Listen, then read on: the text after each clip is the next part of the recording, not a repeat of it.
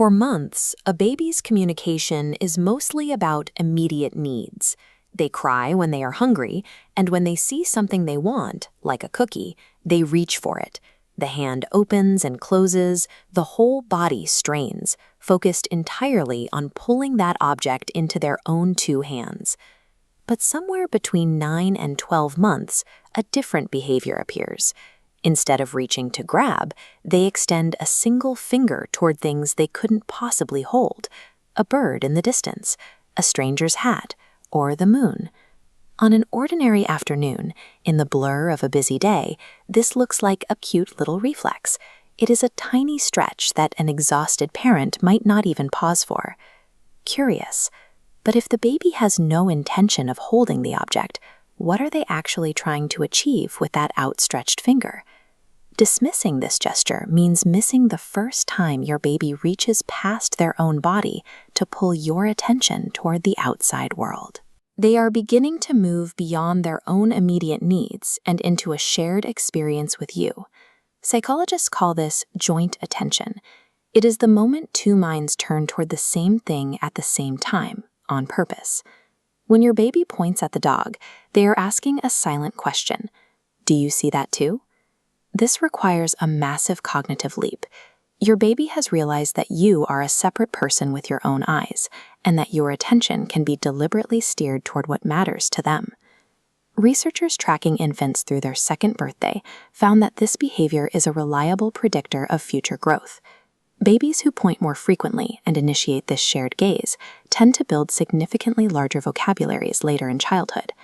This connection exists because a word is a bridge between two people who are paying attention to the same thing.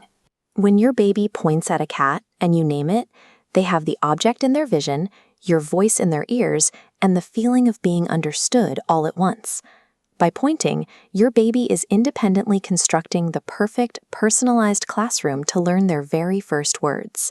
It is easy to think of babies as passive sponges, quietly absorbing whatever language happens to float by in their environment. To test this, researchers designed an experiment with babies around 18 months of age.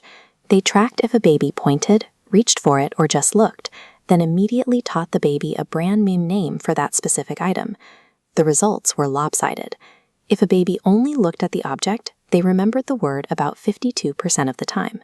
If they reached for it, that rose to 57%. But if they pointed at the object first, their memory retention jumped to 70%. Crucially, this memory boost only applied to the specific object the baby pointed at. Any other toys sitting nearby, untouched by that little finger, received no benefit at all. Pointing acts as a sharp neurological spotlight. Your baby is not just ready to learn, they are actively demanding to be taught one specific thing in that exact moment.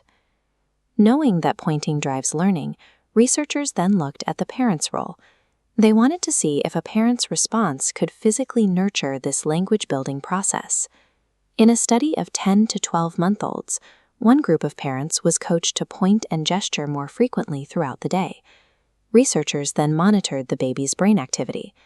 When these babies watched their parents point, researchers recorded a distinct spike in activity within the baby's sensory motor regions.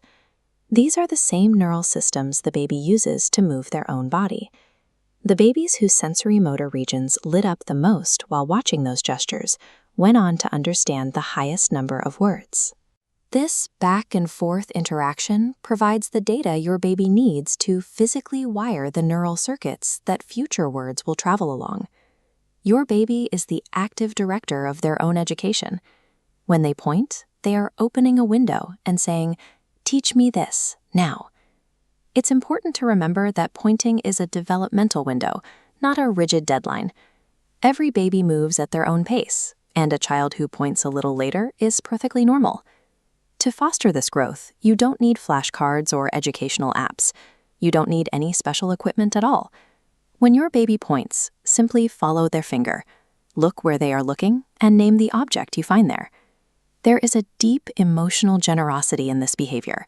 Your baby points not to take something from the world, but to share their joy with their favorite person. By simply noticing that little finger, you turn a fleeting gesture into a word.